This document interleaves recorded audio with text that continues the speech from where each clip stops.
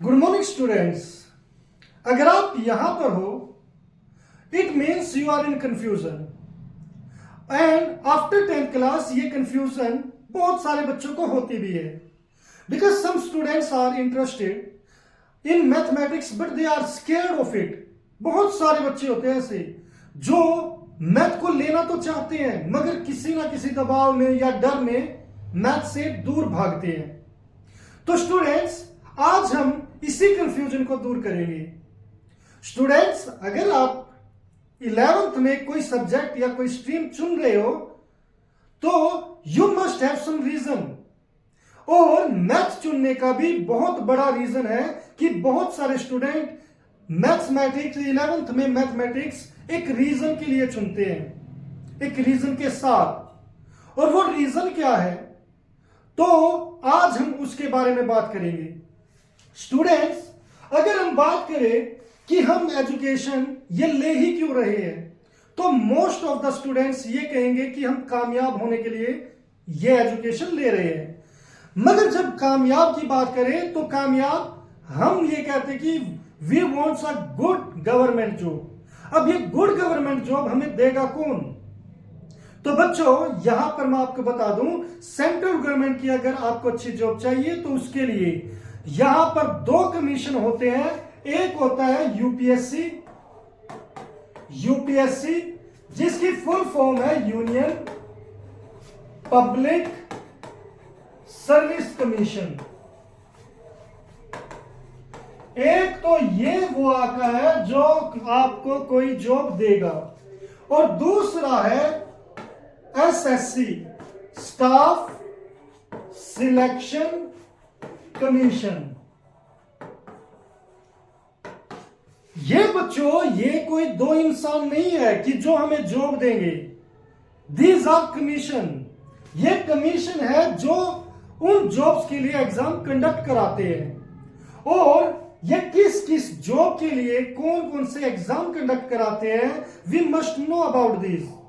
और बच्चों इसके साथ साथ हमें यह पता होना चाहिए क्योंकि हम केवल तब ही एक सही डिसीजन ले पाएंगे जब हम उन एग्जाम की हमें एलिजिबिलिटी पता हो और जब उन एग्जाम का पैटर्न पता हो। What is the pattern of these exams? तो स्टूडेंट्स सबसे पहले हम बात कर लेते हैं यूपीएससी की। स्टूडेंट्स जो हमारा यूपीएससी है वो कुछ इस टाइप की जॉब्स के लिए एग्जाम कंडक्ट कराता है। उसमें सबसे पहले है नेशनल डिफेंस एकेडमी, और जिसके लिए एलिजिबिलिटी 12th पास है। मगर यहां पर बच्चों आपको मैं बता दूं कि यहां पर ये जो एग्जाम होता है एनडीए का ये आर्मी, नेवी और एयर फोर्स के लिए लिया जाता है। अब बच्चों हम बात कर लेते इसकी एलिजिबिलिटी की। यहां पर इनके लिए एलिजिबिलिटी होती है, ये आर्मी के लिए आपको केवल +2 चाहिए, 10 यानी कि 12th पास होना चाहिए। और यहां पर नेवी और एयरफोर्स के लिए 12th में आपके पास पीसीएम होना चाहिए यानी कि फिजिक्स केमिस्ट्री मैथ। तो इसका मतलब बच्चों अगर आप नेवी और एयरफोर्स में जाना चाहते हो तो उसके लिए मैथमेटिक्स कंपलसरी है। अब बच्चों जो आर्मी का आप कहोगे कि आर्मी के लिए तो 12th ही पास है, मगर मैं आपको बता दूं जो इसका एग्जाम होता है इन तीनों के लिए वो एक ही टाइप का होता है। उसमें 3 पेपर होते हैं यानी कि 2 एग्जाम होते हैं। एक होता है मैथ्स का और एक होता है जीके प्लस इंग्लिश। ये मैथ का बच्चों ये होता है 300 का। यहां पर जीके में जो इंग्लिश है वो होती है 200 मार्क्स की, और 400 मार्क्स का होता है जीके जिसमें फिजिक्स केमिस्ट्री मैथ हिस्ट्री और पॉलिटी एक्सेट्रा आती है। तो टोटल 900 मार्क्स का एग्जाम होता है, उसमें 300 मार्क्स का 12th बेस पर मैथ्स होता है। तो आर्मी के लिए भी जब आप बात करोगे तो ये मैथ्स का एग्जाम देना पड़ेगा। तो इसीलिए यहां पर हम यहां कोई लेक्चर बड़ा ना हो और मैथ्स की केवल इंपॉर्टेंस की बात करेंगे। तो जहां पर आपको एलिजिबिलिटी का पता चल गया कि मैथ्स जरूरी है तो वहां पर एग्जाम में भी मैथ जरूरी ही होता है। तो हम वहां तक की बात करेंगे। तो बच्चों यहां पर एनडीए के लिए आपको पता चल गया कि 11th 12th में मैथ होगा तो आप इस एग्जाम को अच्छे से क्रैक कर पाओगे। दूसरा बच्चों यहां पर होता है सीडीएस। सीडीएस भी बच्चों यहां पर दो, एक मिलिट्री, यहां पर एक आईएमए होता है जो मिलिट्री एकेडमी होती है, दूसरा इंडियन नेवल एकेडमी होता है, फिर एयर फोर्स होता है, फिर ओटीए होता है यानी कि ऑफिसर ट्रेनिंग एकेडमी होता है। तो बच्चों यहां पर हम बात कर लेते हैं इनकी एलिजिबिलिटी की। बच्चों एलिजिबिलिटी जो नेवल एकेडमी यानी कि नेवी और एयर फोर्स की कहीं भी हो वो आपको पीसीएम के साथ ही होगी, यानी कि आपका फिजिक्स केमिस्ट्री मैथ होना चाहिए अगर आप एयरफोर्स या नेवी में रिक्रूट होना चाहते हो। बच्चों यहां पर मिलिट्री के लिए और ओटी के लिए आपको किसी भी टाइप की ग्रेजुएशन यानी कि आप बीए में भी हो, यानी कि बीए के स्टूडेंट, आर्ट के स्टूडेंट भी इन दोनों में एंट्री कर सकते हैं। मगर अब यहां पर भी मैथ्स की जरूरत होती है क्योंकि बच्चों जो इसके एग्जाम होते हैं इनके एग्जाम में 125 मार्क्स के 125 क्वेश्चंस आते हैं जिसमें 25 क्वेश्चंस मैथ या रीजनिंग से रिलेटेड होते हैं, यानी कि लगभग 20% इसकी कवरेज मैथ से ही हो जाती है। तो अगर किसी का मैथ अगर कमजोर है तो 20% उसके यानी कि ये चले जाएंगे और फिर आप एग्जाम क्रैक नहीं कर पाओगे। तो इसलिए आपको यहां पर मैथ अगर आपके पास है तो आप इस एग्जाम को भी क्रैक कर पाओगे। फिर बच्चों हम बात करते हैं थर्ड यानी कि सीएपीएफ की। बच्चों ये जो सीएपीएफ है यहां पर ये सेंट्रल आर्म पुलिस फोर्सेस है, इसमें भी ग्रेजुएट एनी स्ट्रीम है, मगर इसके भी जो एग्जाम होता है उसमें बच्चों यहां पर 125 क्वेश्चन होते हैं और इसमें 20% मैथमेटिक्स के ही रिलेटेड होते हैं। तो यहां पर भी आपको मैथ फेस करना ही पड़ेगा। फिर बच्चों यहां पर आप इंडियन फोर्सेस फॉरेस्ट सर्विसेज देखते हो, उसके लिए तो एलिजिबिलिटी ही केवल वो बच्चे ही एग्जाम दे सकते हैं जिनके पास साइंस है या जिनका बैकग्राउंड इंजीनियरिंग से है। तो साइंस स्ट्रीम के ही स्टूडेंट यहां पर एग्जाम दे सकते हैं। इंजीनियरिंग सर्विसेज बच्चों ये बीई यानी कि इंजीनियरिंग या बीटेक यानी कि ये भी इंजीनियर स्टूडेंट ही चाहिए और इंजीनियर के लिए 12th में आपके पास पीसीएम ये होना ही जरूरी है। बच्चों इंडियन इकोनॉमिक्स है और स्टैटिकल सर्विसेज। अब बच्चों जब आप इकोनॉमिक या स्टैटिकल सर्विसेज की बात करते हो तो इसमें इकोनॉमी यानी कि जो आप एमए पर करते हो तो उसमें जो इकोनॉमी होता है उसमें एक सब्जेक्ट यानी कि ये लगभग ये तो इकोनॉमिक्स तो आप मैथमेटिक्स से रिलेट ही कर सकते हो, ये तो इसके साथ तो मैथ चलता ही रहता है क्योंकि इकोनॉमी में डाटा होता है और डाटा को आप इनको इंटरप्रेट करना होता है, तो उसमें ये मैथमेटिक्स चलता ही रहता है। और एमए में भी आपको क्या होगा कि इससे यहां पर क्या है पोस्ट ग्रेजुएशन इकोनॉमी में जो एमए करोगे तो उसमें भी आपको मैथ पढ़ना ही पड़ेगा। फिर बच्चों ये है एमबीबीएस यानी कि कंबाइंड मेडिकल सर्विसेज, जो मेडिकल सर्विसेज के लिए है ये है एमबीए, यानी कि इसके लिए आपको 12th में पीसीबी फिजिक्स केमिस्ट्री बायोलॉजी की जरूरत पड़ेगी, यहां पर आपको मैथ की जरूरत नहीं पड़ेगी। फिर बच्चों कंबाइंड जियो साइंटिस्ट यानी कि साइंटिस्ट बनने के लिए आपको फिर मास्टर डिग्री चाहिए, मगर बीएससी आपकी यानी कि बैचलर डिग्री साइंस में होनी चाहिए। साइंस का मतलब वही फिजिक्स केमिस्ट्री मैथ से रिलेटेड है बच्चों। अब यहां पर है सिविल सर्विसेज, जो आप बहुत बार सुनते हो आईएएस का एग्जाम। तो बच्चों ये आईएएस का एग्जाम नहीं होता, ये सिविल सर्विसेज होता है। आईएएस इसमें केवल एक पोस्ट है और ऐसे ही आईपीएस एक पोस्ट है। बच्चों यहां पर बहुत सारे लोग कहते हैं कि यहां पर मैथ की जरूरत नहीं होती, मगर मैं आपको बता दूं जो सिविल सर्विसेज का जो प्रीलिम्स होता है यानी कि आपको एंट्री करनी है उसके लिए जो पहला एग्जाम होता है वे दो होते हैं, पहला होता है जीके और दूसरा होता है सीसेट। अब ये जो बच्चों सीसेट है हालांकि इसमें केवल आपको 33% पासिंग मार्क्स ही लेकर आने हैं, मगर इसमें आपको इंग्लिश, मैथ्स, रीजनिंग और आपको डिसीजन मेकिंग इनसे रिलेटेड क्वेश्चन पूछे जाते हैं। और ये जो तीनों है मैथ्स, रीजनिंग और डिसीजन मेकिंग, आपकी लॉजिक से रिलेटेड है, जो आप मैथमेटिक्स के से आसानी से समझ सकते हो।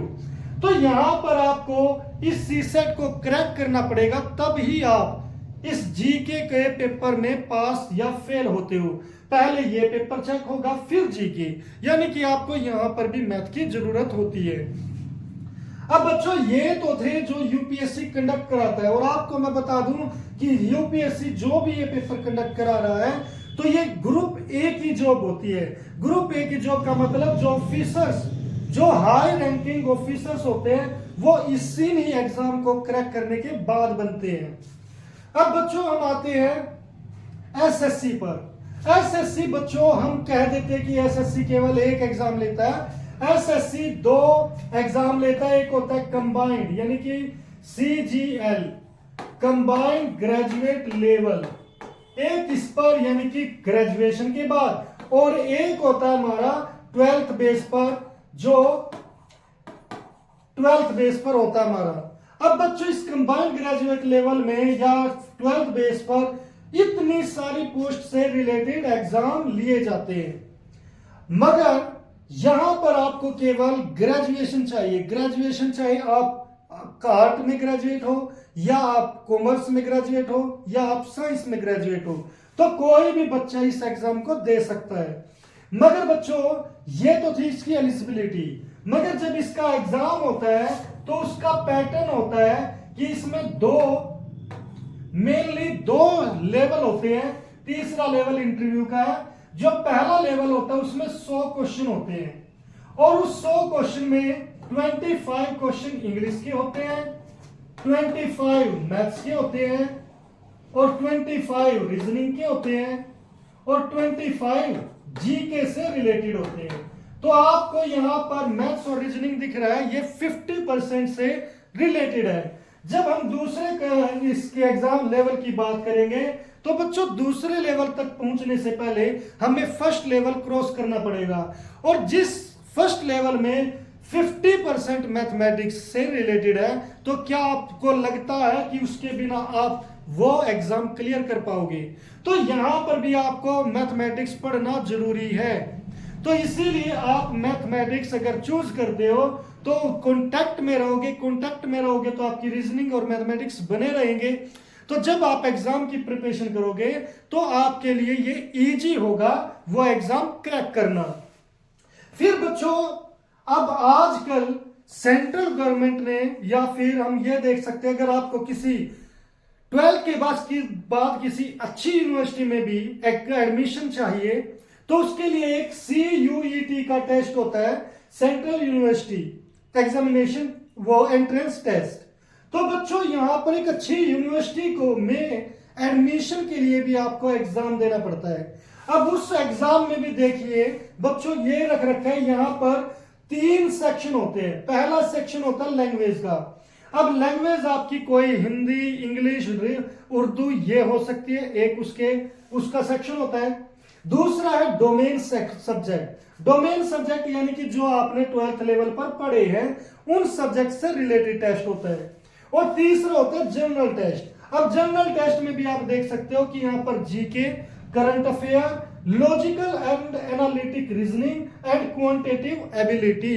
ये जो क्वांटिटेटिव एबिलिटी और जनरल लॉजिकल और एंड एनालिटिक रीजनिंग है बच्चों, ये मैथ की ही बात करता है। तो यहां पर भी आपसे मैथ को एक्सपेक्ट किया जा रहा है कि आपका मैथमेटिक्स भी अच्छा होना चाहिए। नाउ थिंक स्टूडेंट्स कि हम यहां पर देख पा रहे हैं हर एक एग्जाम में, वो यूपीएससी हो, एसएससी हो या CUET किसी यूनिवर्सिटी में एडमिशन हो, आपको हर जगह मैथ की जरूरत है। तो बच्चों फिर क्यों हम इतना सोचे कि मैथमेटिक्स ना ले? इसके साथ साथ मैं आपको एक दो बातें और बता दूं। एक एग्जाम होता है बच्चों, IBPS कंडक्ट कराती है, वो है बैंक में PO या क्लर्क। PO या क्लर्क के लिए एग्जाम कंडक्ट कराती है IBPS। जब आप IBPS का एग्जाम दोगे तो उस टाइम भी आपको यहां पर जो एग्जाम होता है उसका पैटर्न होता है इंग्लिश। ये ग्रेजुएशन लेवल पर होता है बच्चों, यानी कि कोई भी बच्चा जिसने ग्रेजुएशन किया है वो एग्जाम दे सकता है। मगर यहां पर इंग्लिश होती है, मैथमेटिक्स होता है, फिर यहां पर रीजनिंग होती है। 50 क्वेश्चन इसके, 50 इसके, 50 इसके, और यहां पर एक होती है जीके। जीके में सारे सब्जेक्ट आ जाते हैं, उसके भी 50 क्वेश्चन, यानी कि क्वेश्चनों की संख्याएं, यानी कि number of questions in examination can be changed. But बच्चों जो यहां पर ये 25%, ये भी 25% होता है। तो अगर आपको किसी गवर्नमेंट बैंक में अगर कोई जॉब चाहिए तो उसके लिए भी आपको यहां पर मैथमेटिक्स और रीजनिंग फेस करनी पड़ेगी, जो 50% वेटेज रखती है। 50% वेटेज बहुत ज्यादा होती है बच्चों।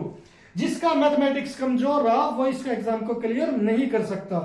फिर बच्चों एक और जो चीज है वो ये है कि कुछ बच्चे लॉयर बनना चाहते हैं, उनके लिए क्लैट का एग्जाम होता है 12th बेस पर। जैसे यहां पर सेंट्रल यूनिवर्सिटी के लिए एडमिशन होता है, तो यहां पर जो अगर आपको एक अच्छा लॉयर यानी कि बनना है तो उसके लिए एक अच्छे इंस्टीट्यूट में एडमिशन लेना होगा, और उसके लिए जो क्लैट का एग्जाम होता है उसमें भी मैथमेटिक्स और रीजनिंग के क्वेश्चन पूछे जाते हैं बच्चों।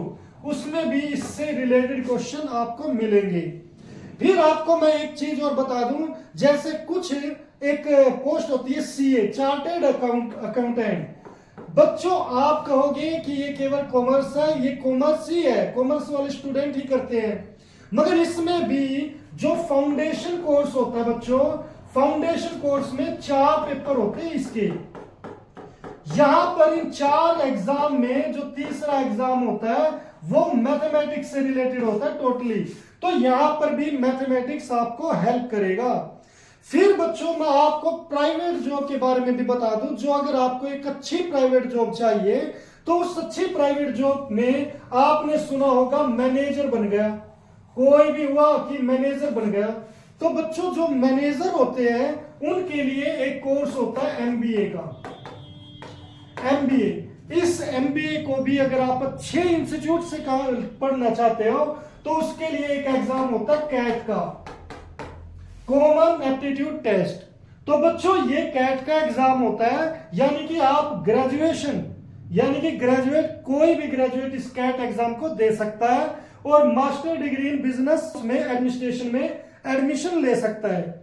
मगर बच्चों जो अगर इसका पैटर्न, इस एग्जाम का भी पैटर्न देखोगे तो आपको इसमें भी इंग्लिश, मैथ्स और रीजनिंग ये 3 चीज मिलती है, जो 33% ये है, 33% ये है, 33% ये है। तो यहां पर भी लगभग 50% मैथमेटिक्स एंड रीजनिंग है। तो अब बताइए आप कहां से बचोगे, मैथमेटिक्स को छोड़कर आप कहां जाओगे। रही बात बच्चों, एक आपने DRDO का भी नाम सुना होगा, DRDO, इसरो, रिफाइनरी, इन सभी में भी जो पोस्ट निकलती है वो साइंस, जो बच्चे 11th 12th में साइंस ले रखी है जिन्होंने या जिनके पास मैथमेटिक्स है वो इनके एग्जाम दे सकते हैं, अच्छी जॉब के लिए वही दे सकते हैं। तो बच्चों बचोगे कहां तक जाओगे मैथमेटिक्स को छोड़कर। एक अच्छा आसान तरीका यह है कि आप कम से कम 12th लेवल तक मैथमेटिक्स को जरूर पढ़ें, उससे आप मैथमेटिक्स में बने रहोगे। अदरवाइज आप जो 10th के बाद अगर मैथमेटिक्स छोड़ देते हैं तो उनका जो 2 साल का ये गैप है इतना बड़ा हो जाता है कि किसी भी एग्जाम में वो कवर नहीं कर पाते, जिसकी वजह से हर बार वो ये कहते हैं कि मेरा एग्जाम 1-2 नंबर से मैं फेल हो गया, 1-2 नंबर से फेल हो गया। दूसरी बात बच्चों, जो मैथमेटिक्स है और जो रीजनिंग है ये आपको ऐसा कॉन्फिडेंस देंगे एग्जाम में कि जो भी आप क्वेश्चन करोगे आपको उसी वक्त पता होगा कि ये ठीक है या गलत है। तो ऐसा सब्जेक्ट आप कैसे छोड़ सकते हो। रही बात अगर आपको आप ये कहते हो कि ये एक मुश्किल सब्जेक्ट है, तो बच्चों मुश्किल और आसान केवल हमारे करने पर है।